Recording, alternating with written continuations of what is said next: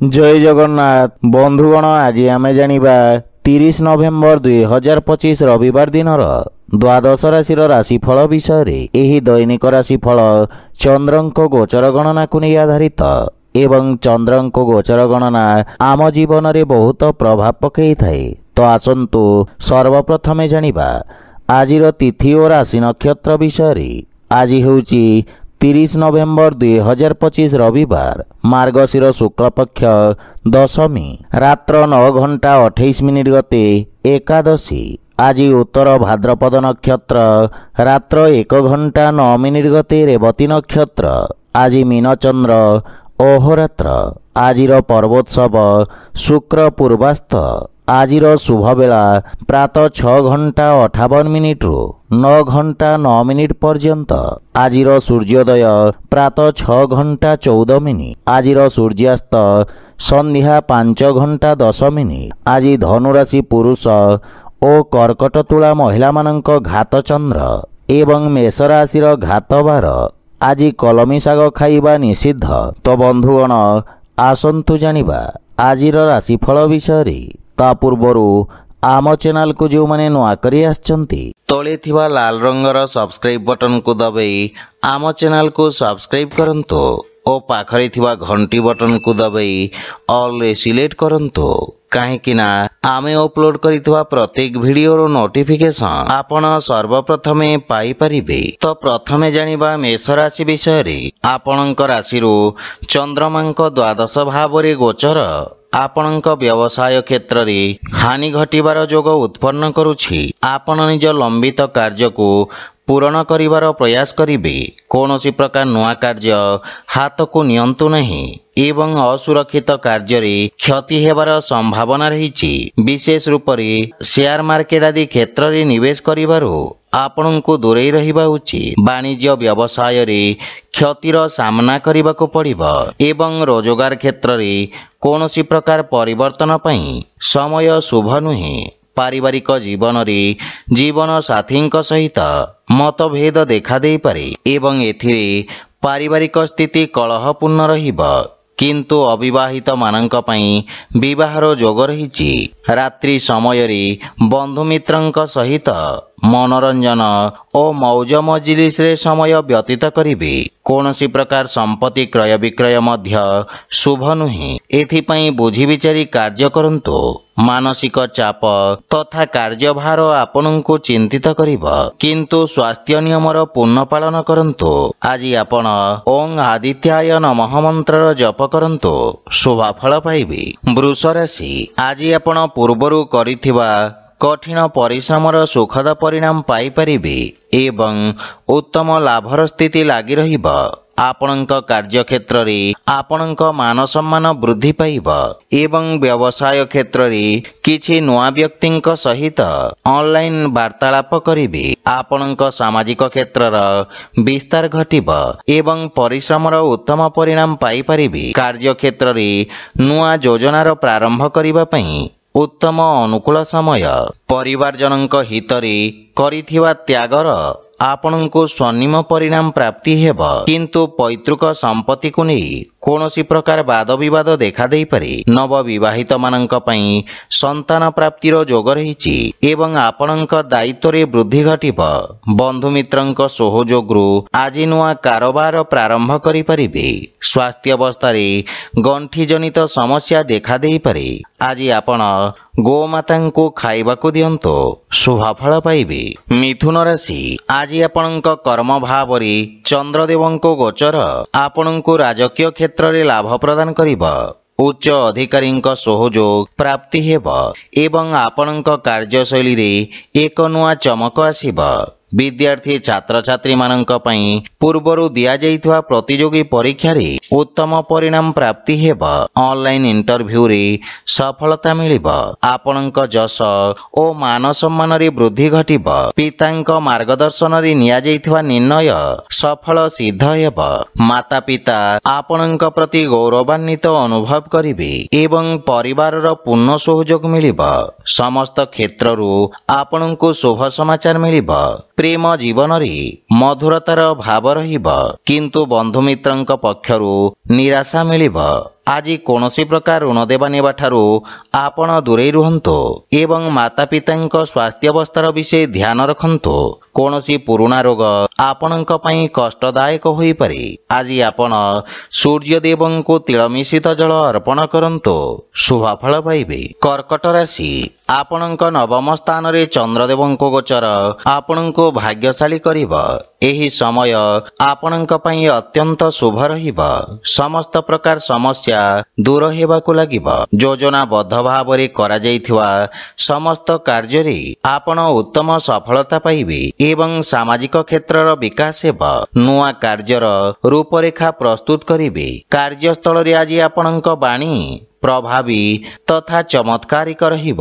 ଭାଇ ଭଉଣୀଙ୍କ ମାର୍ଗଦର୍ଶନ ବା ସହଯୋଗ ମିଳିବ ଏବଂ ଭବିଷ୍ୟତର ଯୋଜନା ବିଷୟରେ ଆପଣ ଚର୍ଚ୍ଚା କରିବେ ତଥା ସମସ୍ୟାର ସମାଧାନ ଖୋଜିବାରେ ସଫଳ ହେବେ। ପରିବାରରେ ସମସ୍ତଙ୍କ ସହିତ ନମ୍ରତାପୂର୍ଣ୍ଣ ବ୍ୟବହାର ଦ୍ୱାରା ଲାଭ ତଥା ମାନସିକ ଶାନ୍ତି ପ୍ରାପ୍ତି ହେବ ଏବଂ ବୈବାହିକ ଦାମ୍ପତ୍ୟ ଜୀବନ ଅତ୍ୟନ୍ତ ସୁଖମୟ ରହିବ।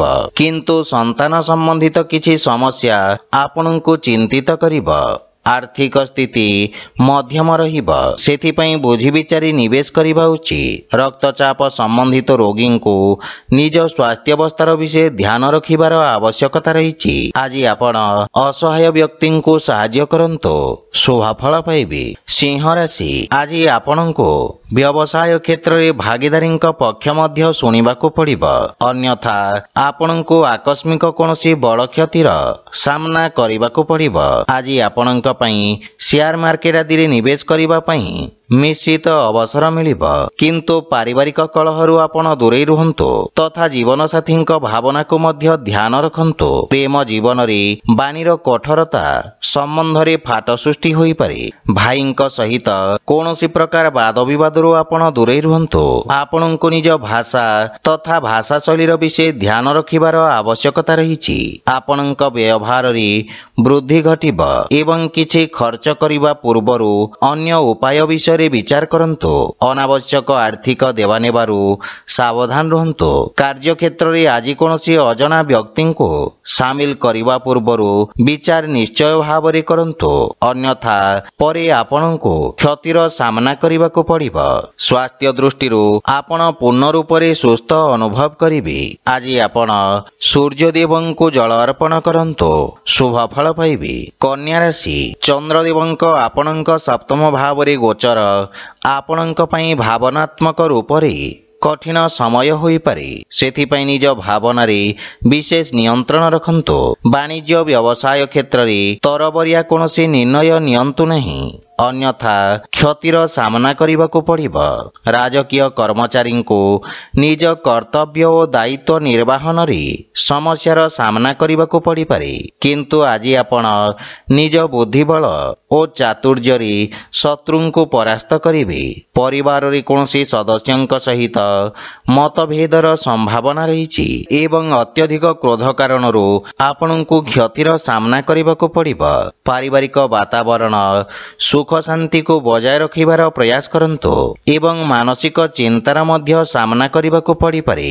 ପ୍ରେମ ଜୀବନରେ ଆପଣ ଆନନ୍ଦଦାୟକ ମୁହୂର୍ତ୍ତ ବ୍ୟତୀତ କରିବେ ଏବଂ ଆର୍ଥିକ ସ୍ଥିତି ମଧ୍ୟମ ରହିବ। ଲାଭ ପାଇବା ପାଇଁ ଆପଣଙ୍କୁ କଠିନ ପରିଶ୍ରମ କରିବାକୁ ପଡ଼ିବ। ପୂର୍ବରୁ ଚାଲି ଆସୁଥିବା ସ୍ୱାସ୍ଥ୍ୟ ସମସ୍ୟାରୁ ମୁକ୍ତି ମିଳିବ। ଆଜି ଆପଣ ଭଗବାନ ଗଣେଶଙ୍କୁ ଧୂପ ଅର୍ପଣ କରନ୍ତୁ, ଶୁଭଫଳ ପାଇବେ। ତୁଳା ରାଶି, ଆଜି ଆପଣ କାର୍ଯ୍ୟକ୍ଷେତ୍ରରେ ସମସ୍ତ ବାଧା ଓ ସମସ୍ୟାକୁ ଦୂର କରି ଆଗକୁ ବଢ଼ିବେ।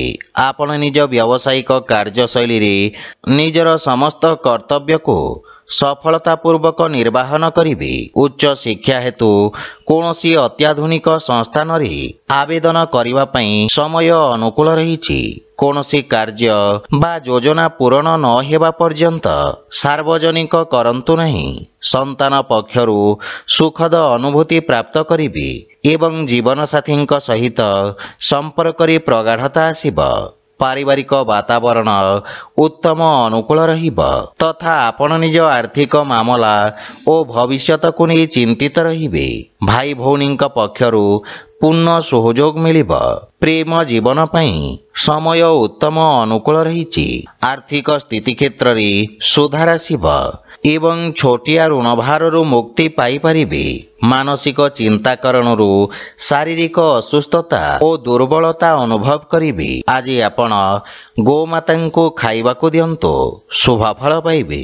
ବିଛା ରାଶି, ଆପଣଙ୍କ ପଞ୍ଚମ ଭାବରେ ଚନ୍ଦ୍ରଦେବଙ୍କ ଗୋଚର ଶିକ୍ଷା କ୍ଷେତ୍ରରେ ଯୋଡ଼ି ହୋଇଥିବା ବ୍ୟକ୍ତିଙ୍କ ପାଇଁ ବିଶେଷ ଲାଭପ୍ରଦ ରହିବ। ଆପଣଙ୍କ ପାଇଁ ସମସ୍ତ ପ୍ରତିଯୋଗୀ ପରୀକ୍ଷାର ଉତ୍ତମ ପରିଣାମ ପ୍ରାପ୍ତ ହେବାର ପ୍ରବଳ ଯୋଗ ରହିଛି। ଭବିଷ୍ୟତକୁ ଦୃଷ୍ଟିରେ ରଖି କୌଣସି ବିଶେଷ ଶିକ୍ଷା ଗ୍ରହଣ କରିବାର ଇଚ୍ଛା ପ୍ରକାଶ କରିବେ। ପରିବାରରେ ଆପଣ ନିଜ ମଧୁର ବାଣୀରେ ସମସ୍ତଙ୍କୁ ପ୍ରଭାବିତ କରିବେ ଏବଂ ଆପଣଙ୍କ ସକାରାତ୍ମକ ଛବିର ନିର୍ମାଣ ହେବ। ବନ୍ଧୁମିତ୍ର ତଥା ସମ୍ପର୍କୀୟଙ୍କ ସହିତ ଉତ୍ତମ ସମ୍ପର୍କର ଲାଭ ପରିଣାମ ପାଇବେ। ଜୀବନ ସାଥୀଙ୍କ ସହଯୋଗରୁ ଆପଣଙ୍କ ସମସ୍ତ କାର୍ଯ୍ୟ ସଫଳତାପୂର୍ବକ ସମାପ୍ତ ହେବ। ପରିବାର ସଦସ୍ୟଙ୍କ ସହିତ କୌଣସି ପ୍ରକାର ଛୋଟ ଯାତ୍ରା କରିବାର ଯୋଗ ରହିଛି। ଆଜି ଆପଣଙ୍କ ଅନାବଶ୍ୟକ ଖର୍ଚ୍ଚ କାରଣରୁ ଆର୍ଥିକ ସନ୍ତୁଳନ ଖରାପ ହେବାର ସମ୍ଭାବନା ରହିଛି। ପରିବାରରେ କୌଣସି ସଦସ୍ୟଙ୍କ ସ୍ୱାସ୍ଥ୍ୟାବସ୍ଥାକୁ ନେଇ ଆପଣ ଚିନ୍ତିତ ରହିବେ। ସେଥିପାଇଁ ସ୍ୱାସ୍ଥ୍ୟାବସ୍ଥାର ବିଷୟ ଧ୍ୟାନ ରଖନ୍ତୁ ଏବଂ ସ୍ୱାସ୍ଥ୍ୟ ନିୟମର ପୂର୍ଣ୍ଣ ପାଳନ କରନ୍ତୁ। ଆଜି ଆପଣ ଗୋମାତାଙ୍କୁ ଖାଇବାକୁ ଦିଅନ୍ତୁ, ଶୁଭ ଫଳ ପାଇବେ। ଧନୁରାଶି, ଆଜି ଆପଣଙ୍କ ବାଣିଜ୍ୟ ବ୍ୟବସାୟରେ ସାମାନ୍ୟ ଉଚ୍ଚ ନିଚର ସ୍ଥିତି ଦେଖାଦେବ। ଲାଭ ପାଇବା ପାଇଁ ଆଉ କିଛି ସମୟ ଲାଗିବ ଏବଂ ଏଥିପାଇଁ ଆପଣ ସାମାନ୍ୟ ଚିନ୍ତିତ ରହିବେ। ବ୍ୟବସାୟର ବିସ୍ତାର କରିବା ପାଇଁ ଆପଣ ବିଶେଷଜ୍ଞଙ୍କ ପରାମର୍ଶ ନେବେ। ଯେକୌଣସି କାର୍ଯ୍ୟ କରିବା ପୂର୍ବରୁ ବୁଝି ବିଚାରି ରିସ୍କ ନିଅନ୍ତୁ, କାହିଁକି ନା କେତେଥର ପୂରଣ ହେଉଥିବା କାର୍ଯ୍ୟରେ ମଧ୍ୟ ଅବରୋଧର ସାମ୍ନା କରିବାକୁ ପଡ଼ିବ। ଆପଣଙ୍କ ପାରିବାରିକ ସୁଖରେ କ୍ଷତି ହେବାର ଯୋଗ ରହିଛି ତଥା କିଛି ଗୃହ ଉପକରଣ ଖରାପ ହେବା କାରଣରୁ ଘରର ସୁଖ ସୁବିଧାରେ ବ୍ୟବଧାନ ଉତ୍ପନ୍ନ ହୋଇପାରେ। କୌଣସି ନିଜ ଲୋକଙ୍କ କାର୍ଯ୍ୟକୁ ନେଇ ଆପଣଙ୍କୁ କିଛି ସମସ୍ୟାର ସାମ୍ନା କରିବାକୁ ପଡ଼ିବ। ଆର୍ଥିକ ସ୍ଥିତି ସାମାନ୍ୟ ସଂଘର୍ଷପୂର୍ଣ୍ଣ ରହିବ ଏବଂ କୌଣସି ପ୍ରକାର ନିବେଶରୁ ଆପଣଙ୍କୁ ଦୂରେଇ ରହିବା ଉଚିତ। ଧନ ପ୍ରାପ୍ତି ପାଇଁ ଧୈର୍ଯ୍ୟ ବଜାୟ ରଖନ୍ତୁ ଏବଂ ଯାନବାହନ ଜନିତ ଦୁର୍ଘଟଣାର ସମ୍ଭାବନା ରହିଛି। ସେଥିପାଇଁ ଯାନବାହନ ଚଳାଚଳକୁ ନେଇ ବିଶେଷ ସାବଧାନ ରୁହନ୍ତୁ। ଆଜି ଆପଣ ଅସହାୟଙ୍କୁ ସାହାଯ୍ୟ କରନ୍ତୁ, ଶୁଭ ଫଳ ପାଇବେ। ମକର ରାଶି, ଆପଣଙ୍କ ରାଶିର ତୃତୀୟ ଭାବରେ ଚନ୍ଦ୍ରଦେବଙ୍କ ଗୋଚର ଆପଣଙ୍କୁ ଲାଭାନ୍ୱିତ କରିବ। ଆପଣଙ୍କ ପରାକ୍ରମରେ ବୃଦ୍ଧି ଘଟିବ ତଥା ଆପଣଙ୍କ ବାଣୀ ପ୍ରଭାବଶାଳୀ ରହିବ ଏବଂ ଆପଣଙ୍କ ସ୍ୱଭାବରେ ଅତି ଆକ୍ରମକତା କାରଣରୁ ଆପଣଙ୍କ ପ୍ରତିଷ୍ଠାରେ ହାନି ଘଟିବ। ସମାଜ ସେବା କାର୍ଯ୍ୟରେ ଆପଣ ସହଯୋଗ କରିବେ ଏବଂ ଆପଣ ନିଜର ସମସ୍ତ କାର୍ଯ୍ୟକୁ ସଫଳତାପୂର୍ବକ ସମ୍ପନ୍ନ କରିବେ ତଥା ମନରେ ପ୍ରସନ୍ନତାର ଭାବ ରହିବ। ରଚନାତ୍ମକ କାର୍ଯ୍ୟରେ ବ୍ୟସ୍ତତା ରହିବେ। ପୈତୃକ ସମ୍ପତ୍ତି ସମ୍ବନ୍ଧିତ ଯଦି କୌଣସି ବିବାଦ ପୂର୍ବରୁ ଚାଲି ଆସୁଛି, ସେଥିରେ ନିର୍ଣ୍ଣୟ ଆପଣଙ୍କ ହିତରେ ଆସିବ। ବନ୍ଧୁମିତ୍ର ତଥା ସମ୍ପର୍କୀୟଙ୍କ ପୂର୍ଣ୍ଣ ସହଯୋଗ ମିଳିବ ଏବଂ ଆର୍ଥିକ ଉନ୍ନତି ହେବ। କିନ୍ତୁ ପାରିବାରିକ ଖର୍ଚ୍ଚରେ ବୃଦ୍ଧି ଘଟିବାରୁ ମାନସିକ ଚିନ୍ତା ଅନୁଭବ କରିବେ। ସ୍ୱାସ୍ଥ୍ୟାବସ୍ଥାରେ ସୁଧାର ହେବ। ପ୍ରାଣାୟାମ ତଥା ଦୈନିକ ବ୍ୟାୟାମର ଆବଶ୍ୟକତା ରହିଛି। ଆଜି ଆପଣ ବଜରଙ୍ଗ ବାଣ ପାଠ କରନ୍ତୁ, ଶୁଭ ଫଳ ପାଇବେ। କୁମ୍ଭ ରାଶି, ଆଜି ଆପଣ ନିଜ ବାଣୀରେ ସମସ୍ତଙ୍କ ପ୍ରିୟ ଭାଜନ ହେବେ ଏବଂ ନିଜ ମଧୁର ବାଣୀରେ ପୂର୍ବରୁ ଅଟକିଥିବା ମାମଲାକୁ ସମାଧାନ କରିନେବେ। ଅଧିକାରୀ ବର୍ଗଙ୍କ ଠାରୁ ସକାରାତ୍ମକ ସହଯୋଗ ପ୍ରାପ୍ତି ହେବ ଏବଂ ବ୍ୟବସାୟରେ କିଛି ନୂଆ ସୌଦା ଆପଣଙ୍କ ପାଇଁ ଆଶାଜନକ ସ୍ଥିତିର ନିର୍ମାଣ କରିବ। ଆପଣଙ୍କ କାର୍ଯ୍ୟର ସବୁ ଜାଗାରେ ପ୍ରଶଂସା ହେବ। ବିଦ୍ୟାର୍ଥୀ ଛାତ୍ରଛାତ୍ରୀମାନଙ୍କ ପାଇଁ ଉନ୍ନତିର ମାର୍ଗ ପ୍ରଶସ୍ତ ହେବ ଏବଂ ପରିବାରର ପୂର୍ଣ୍ଣ ସହଯୋଗ ଆପଣଙ୍କ ଉପରେ ଲାଗି ରହିବ। ପରିବାରରେ ଆପଣଙ୍କ ପ୍ରଭାବ ଓ ସମ୍ମାନରେ ବୃଦ୍ଧି ଘଟିବ। ପାରିବାରିକ ଜୀବନରେ ମଧୁରତା ଲାଗି ରହିବ। ଜୀବନସାଥୀ ଆପଣଙ୍କ ସମ୍ମାନ କରିବେ ଏବଂ ସମ୍ପର୍କରେ ଘନିଷ୍ଠତା ଆସିବ। ପରସ୍ପରକୁ ଭଲ ଭାବରେ ବୁଝିବାକୁ ଏହା ସ୍ୱର୍ଣ୍ଣିମ ଅବସର। ଆପଣଙ୍କ ରଚନାତ୍ମକ କାର୍ଯ୍ୟ କାରଣରୁ ଆପଣଙ୍କୁ ପ୍ରସିଦ୍ଧି ମିଳିବ ଏବଂ ଆର୍ଥିକ ସ୍ଥିତିରେ ସୁଧାର ଆସିବ ତଥା ଆପଣଙ୍କ ଆୟର ନବୀନ ସ୍ରୋତର ବିକାଶ ହେବ। ଆପଣଙ୍କ ସ୍ୱାସ୍ଥ୍ୟାବସ୍ଥା ଉତ୍ତମ ଅନୁକୂଳ ରହିବ। ଆପଣ ଶାରୀରିକ ସୁସ୍ଥ ଓ ଊର୍ଜାବାନ ଅନୁଭବ କରିବେ। ଆଜି ଆପଣ ହନୁମାନ ଚାଳିଶାର ପାଠ କରନ୍ତୁ, ଶୁଭ ଫଳ ପାଇବେ। ମୀନ ରାଶି, ଆଜି ଆପଣଙ୍କ ନିର୍ଭରତା ବୃଦ୍ଧି ପାଇବ। ଆଜି ଆପଣ ପୂର୍ବରୁ ଅଟକି ରହିଥିବା କାର୍ଯ୍ୟଗୁଡ଼ିକୁ ସ୍ୱୟଂ ସମ୍ପୂର୍ଣ୍ଣ କରିବାରେ ସଫଳ ହେବେ। କୌଣସି ମହତ୍ୱପୂର୍ଣ୍ଣ ନିଷ୍ପତ୍ତି ଆପଣଙ୍କୁ ନେବାକୁ ପଡ଼ିପାରେ, ସେଥିପାଇଁ ଧୈର୍ଯ୍ୟ ସହିତ କାର୍ଯ୍ୟ କରନ୍ତୁ। ବାଣିଜ୍ୟ ବ୍ୟବସାୟ କ୍ଷେତ୍ରରେ ଲାଭର ସ୍ଥିତି ସାମାନ୍ୟ ରହିବ। ଯଦି ବିସ୍ତାର ଯୋଜନାରେ ବିଚାର କରୁଛନ୍ତି ତାହେଲେ ବିଶେଷଜ୍ଞଙ୍କ ପରାମର୍ଶ ନିଅନ୍ତୁ। ଘର ପରିବାରରେ କାହା ସହିତ ଯୁକ୍ତିତର୍କ ଓ ବାଦବିବାଦ କରିବାରୁ ଆପଣ ଦୂରେଇ ରୁହନ୍ତୁ। ଏଥିରେ ଆପଣ ଅତ୍ୟନ୍ତ ଆହତ ହୋଇପାରନ୍ତି ଏବଂ ସାମ୍ନା ପକ୍ଷକୁ ମଧ୍ୟ ଧକ୍କା ଲାଗିବ। ସେଥିପାଇଁ ବିଶେଷ ଧ୍ୟାନ ରଖନ୍ତୁ, ଅନ୍ୟଥା ପୁରା ଦିନ ଅଯଥା ଚିନ୍ତିତ ବ୍ୟତୀତ କରିବେ। ଆୟର ନବୀନ ସ୍ରୋତର ବିକାଶ ହେବ। ଧନ ସଞ୍ଚୟ କରିବା ପାଇଁ ମଧ୍ୟ ଦିନଟି ଅତ୍ୟନ୍ତ ଶୁଭ ରହିବ। ସ୍ୱାସ୍ଥ୍ୟାବସ୍ଥା ଉତ୍ତମ ଅନୁକୂଳ ରହିଛି ଏବଂ କାର୍ଯ୍ୟବ୍ୟସ୍ତତା କାରଣରୁ କିଛି ଶାରୀରିକ ପୀଡ଼ା ଅନୁଭବ କରିବେ। ଆଜି ଆପଣ ଗୋପାଳ ସହସ୍ରନାମର ପାଠ କରନ୍ତୁ, ଶୁଭ ଫଳ ପାଇବେ। ତ ବନ୍ଧୁଗଣ, ଏହା ଥିଲା ଆଜିର ରାଶିଫଳ ବିଷୟରେ। ଯଦି ଭିଡ଼ିଓଟି ଆପଣମାନଙ୍କୁ ଭଲ ଲାଗିଥାଏ ଲାଇକ୍, ସେୟାର ଓ କମେଣ୍ଟ କରି ଜଣାନ୍ତୁ ଏବଂ ଆମ ଚ୍ୟାନେଲକୁ ସବସ୍କ୍ରାଇବ୍ କରନ୍ତୁ। ଜୟ ଜଗନ୍ନାଥ।